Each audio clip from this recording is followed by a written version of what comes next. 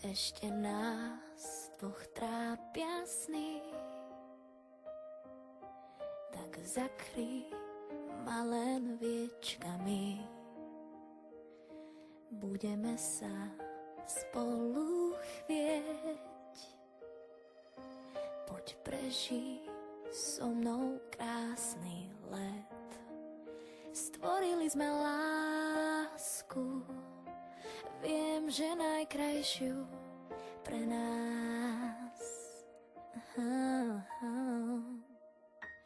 Vieš, že váham, keď ťa blízko mám. Po pozitívnych ohlasoch na jej hudbu sa Kristína zúčastnila súťaže Eurovision Song Contest 2010 Slovensko.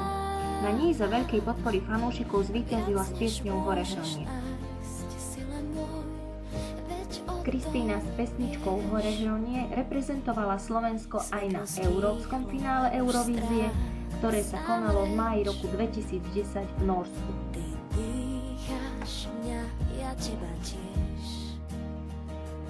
Sladko mrazí dotyk tiel. Už